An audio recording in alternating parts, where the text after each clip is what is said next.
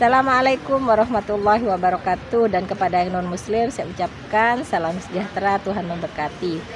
Pasti terkabul wasilah ilmu RDAY. Yuk terus semangat, pasti terkabul. Takbir. Nah, kita bikin sedekah subuh itu di waktu-waktu seperti itu, sawalan. Seperti sawalan kita takbiran terus. Takbiran malaikat terus. Mendoakan kita terus. Terus kita malaikat doain kita terus. Makanya kan orang bilang, Pak Haji, kok saya udah sedekah subuh kok saya masih ekonomi begini. Ya lu sedekahnya pagi, harusnya habis asar dong. Orang kalau tahajud sebelum kenal RDAY jam berapa kalau tahajud? Jam 3:30. Ya, mepet subuh. Tapi setelah kenal RDAY sholat tahajudnya jam berapa? 00. Jam 00, nyolong star.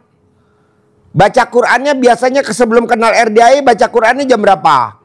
Habis maghrib, habis sholat subuh. Setelah kenal RDAY jam berapa baca Qurannya? Jam 00. Dulu sebelum kenal RDAY nggak sholat ba'diyah qobliyah, enggak. Setelah kenal RDAY wajib sholat ba'diyah qobliyah. Karena orang yang nggak sholat ba'diyah qobliyah pasti motornya cicilan, pasti mobilnya cicilan, pasti rumahnya cicilan, pasti pasangan hidupnya pecicilan. Paksain. Sekarang saya mau sedekah subuhnya di awal waktu. Jam berapa? Habis asar. Menjelang maghrib. Sebelum tidur. Jangan sampai bapak dan ibu tidur belum sedekah. Celahnya bolong. Jangan salahin kalau kena santet, kena guna-guna. Oh gitu Pak Haji, tadi barusan. Tamu saya dua-duanya. Sholatnya rajin, puasanya rajin, sedekahnya rajin, tapi kena santet. Mending yang kena bapaknya, yang kena mau tahu siapa? Anaknya. Jadi yang disantet bapaknya, kena anaknya. Bisa gitu ya? Tapi sembuh bos. Tadi kan udah gue kasih tahu ilmunya RDAY. Gue bilang tenang aja, ini kan ada ilmu pamungkas RDAY. Coba kalau lo nggak pripat. Alhamdulillah Pak Haji, saya pripat. Ya udah, kasih obat. Jadi paksain sedekah subuh habis asar menjelang maghrib atau sebelum tidur, tinggal pilih aja yang mana. Lanjut bos. Bikin dia greget nih bos. Grup ya. SD Impress. Ya, jadi tembakan situnya karena darurat sedekahnya kita harus akromul yatim, harus memuliakan anak yatim. Nah, kalau yang 8 asnaf tadi itu zakat. Terus anak yatim tidak ada di dalamnya situ. Nah, terus sedekah dipaksa oleh Allah. Kita harus subuh itu wajibkan diri kita. Seberapapun kita niatkan sedekah subuh. Walaupun sebutir kurma kata Nabi. Artinya dipaksakan itu.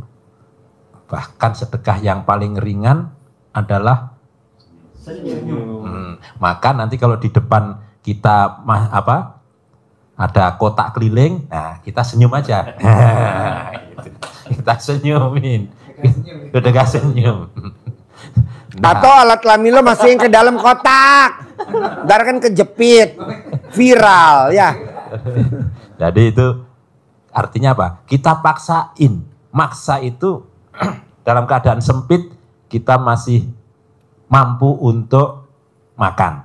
Sehari masih 3 kali. Maka berarti kita masih mampu bersedekah. Jangan memvonis kita tidak mampu. Jangan memvonis kita tidak mampu. Karena ucapan adalah doa. Gimana caranya? Paksain. Kalau sedekah kita maksa, pasti ini membuka pintu rezeki. Kenapa di malam hari kita tidur, kita sudah dalam keadaan sedekah, maka tadi Pak Haji sampaikan kita dalam perlindungan.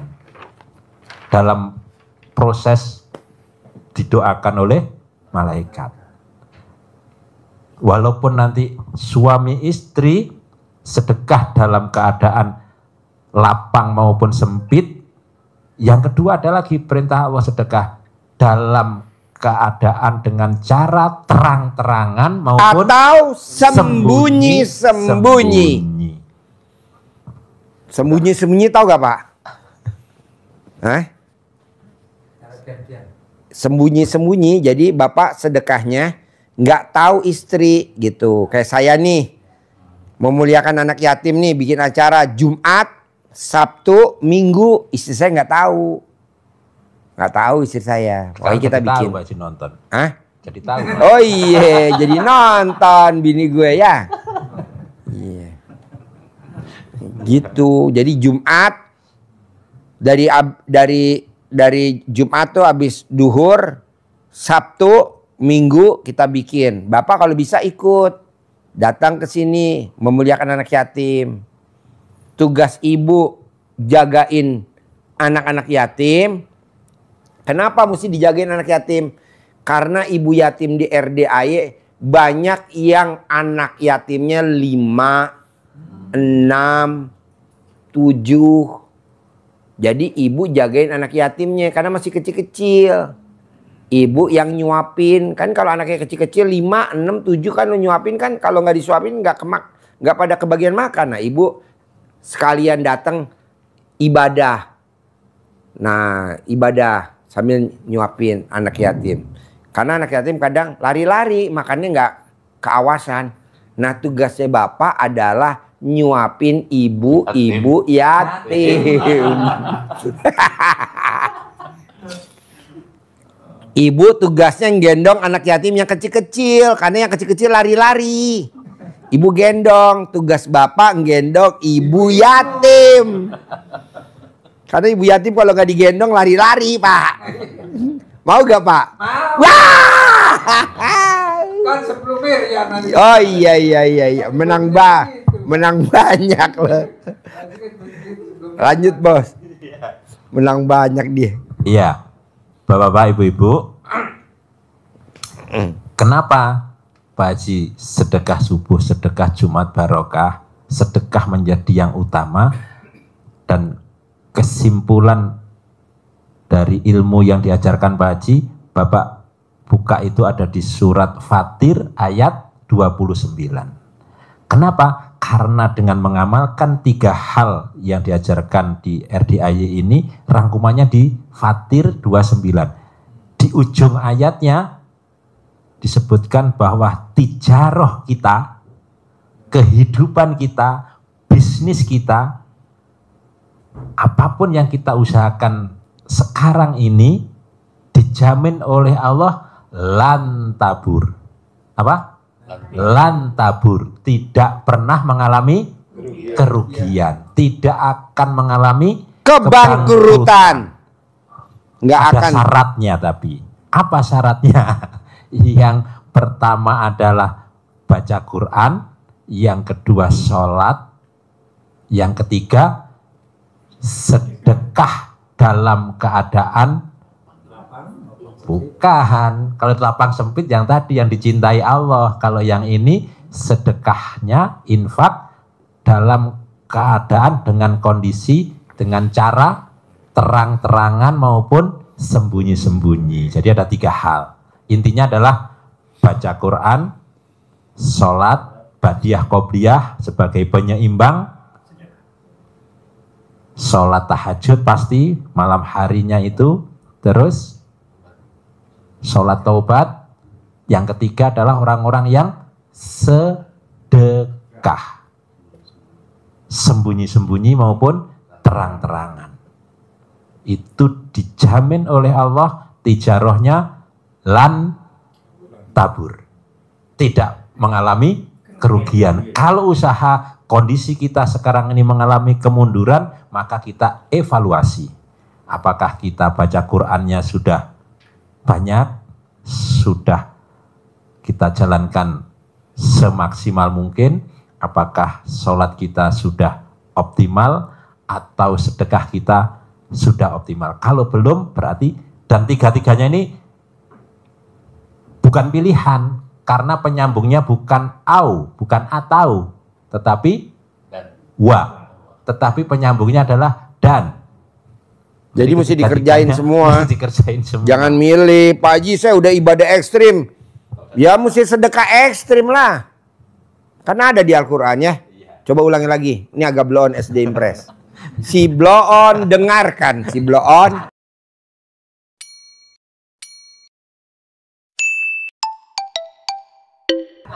Si blow on dengarkan. Tiga hal dengerin. Kesimpulan dari ilmu RDAY, ilmu yang disampaikan Pak Haji, kesimpulan dari ilmu-ilmu itu ada tertera di surat Fatir ayat 29. Boleh dicek, boleh dibuka, bener enggak di situ nanti ya, dibuka. Apa itu? Alladzina yatluna kitab Allah. Apa Pak? Yang pertama adalah yatluna kitab Allah, yang membaca kitab Allah, baca Al-Quran. Kapan bacanya? Apa dasarnya? Surat Al-Muzammil. Surat Al-Muzammil. Bangunnya jam nisfahu. 1/2 malam. 1/2 malam. Lebih boleh, kurang boleh. Terus suruh apa? Warotilil Qur'ana tartila. Baca Al-Quran rututannya dengan tartil. Dengan tartil. Gak boleh milih-milih, baca Yasin doang, Waqiah doang, Ar-Rahman doang, gak boleh, mesti tartil, berurutan. Kenapa harus malam? Dijawab oleh Allah di ayat yang ke-6-nya. Karena bangun malam itu pengaruhnya terhadap jiwa jadi kuat. Jadi mantap jiwanya, jadi kokoh, mental baja, tidak mudah menyerah. Dan yang luar biasa lagi, dengan baca Quran di malam hari, kata Allah, wa aqwamu, apa wa aqwamu, dan menjadi kuat, akwam menjadi tajam, menjadi manjur, menjadi mudah terkabul. Apanya? Kila, ucapannya. Jadi ucapannya tajam. Bapak ngomong apa? Pasti jadi milik, jadi milik. Pasti milik saya. Pasti punya saya. Pasti, jangan bilang pasti kebeli. Kalau kebeli nanti nabung. Nggak boleh ada kata kebeli. Pasti milik. Pasti punya. Ya, kalau Bapak kalau bisa pasti ngaceng. Pasti ngaceng. Pasti ngaceng. Pasti ngaceng. Gitu. Jangan bilang pasti keras, pasti keras. Nanti yang datang air keras. Lanjut. Kenapa harus malam? Karena itu tadi. Dijawab lagi, kalau siang gimana Allah? Kan gitu ya kita ya. Kalau mau baca ini siang, dijawab di ayat yang ke-7. Sesungguhnya kegiatanmu di siang hari itu sibuk, urusanmu sangat banyak, tawilan, panjang. Urusannya panjang, urusannya banyak di siang hari. Maka Allah perintahkan kita untuk ekstrim mendekat kepada Allah itu di malam hari, nisfahu, 1/2 malam. Jadi orang paksa tidur, Bapak mendekat kepada Allah. Makanya orang yang jam 00 berbuat, rata-rata hidupnya kaya raya gak? Kaya raya.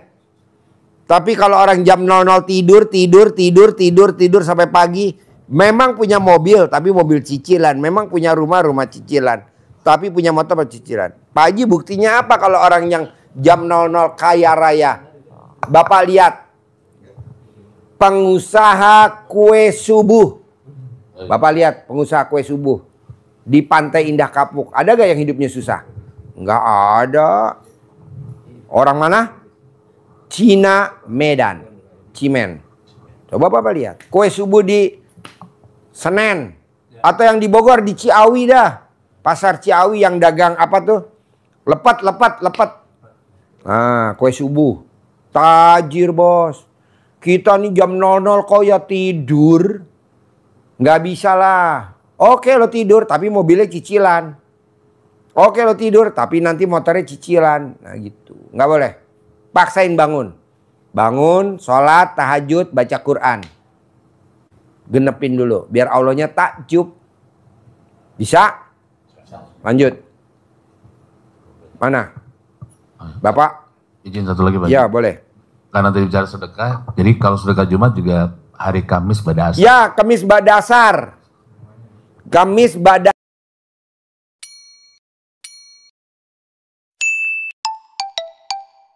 Asar udah harus sedekah karena nanti Bapak dilindungin. Jadi Bapak tidur diselimutin pakai sedekah. Tapi kalau Bapak nggak sedekah, Jumat barokah, tidur groak. Wajar kalau kena santet kayak tadi Bapak tadi. Tapi kan kasihan, anaknya yang kena. Anaknya 3. Kalau yang tadi malam anaknya 4. Udah jual rumah 4, udah jual mobil 5, tapi nggak sembuh-sembuh. Tapi di sini gratis. Namanya obatnya air asinan. Bukan air yasinan, tapi air asinan. Pak Haji, apaan tuh air asinan? Ada deh, rahasia. Kalau privat baru gue kasih tahu. Kalau nggak privat ngapain gue kasih tahu. Jadi obatnya air asinan. Nah, saya mau Bapak dan Ibu, kalau memang belum pernah nikahin anak, jangan sekali-kali membangun kuburan. Gak bakal utangnya lunas. Walaupun Bapak dan Ibu pengusaha, habis terpuruk. Nggak boleh bedah rumah, dibongkar. Ya, saya udah Pak Haji. Tenang, ada tolak balanya. Ntar saya kasih tahu ilmunya, saya kasih tolak bala. Oke? Sip. Tanya apa maksud? Ma, pegang mic. Pegang mic. Nama Pak Haji. Nama Abidin Haji Saidin. Tinggal di? Tinggal di Brunei. Hah? Brunei. Brunei Darussalam. Brunei Darussalam. Negara Brunei Darussalam. Ya. Tadi Pak Haji sebut apa? Pekuburan. Bangun kuburan. Orang yang belum nikahin anak nggak boleh bangun kuburan. Kalau bangun kuburan, utangnya nggak akan lunas dan dia nggak akan punya rumah. Awalnya punya rumah nih, dapat warisan dari orang tuanya. Nanti nggak bakal punya. Herannya kejual, herannya kegusur. Hah? Bangun kuburan. Kuburan orang tua kita renovasi, kita bangun, nggak boleh kalau kita belum nikahin anak. Kalau udah kebangun, ada tolak balanya. Gitu loh bos. Oh, boleh tidur di kuburan. Hah? Membangun. Merenovasi. Bahasa Brunei-nya apa? Bangun kuburan. Bahasa Brunei. Makam. Oh. Oh. Kuburan kan tanah. Ya. Terus kita bangun pakai kijing. Nah, nggak boleh. Pakai keramik nggak boleh. Pakai batu bata. Nggak boleh kalau kita belum nikahin anak. Kalau kita sekali-kali belum nikahin anak bangun kuburan, habis langsung ekonominya. Push. Tapi ada tolak balanya, ada penangkalnya, tenang aja. Nanti dikasih tahu di RDAY. Tenang aja. Kan kita, Pak Haji, pantesan waktu aku nikah, aku warisannya banyak, mobilnya 20, rumahnya 20. Aku bangun kuburan mama aku, kan papa aku kubur, aku bangun. Oh habis, oh tenang, nanti dibalikin lagi bisa, ilmunya ada. Namanya ilmunya ada, tenang aja. Oke? Ya, bahasa Brunei nanti diterjemahin sama SD Impress. Hajat. Ya. Hajatnya apa? Mau bunuh orang apa?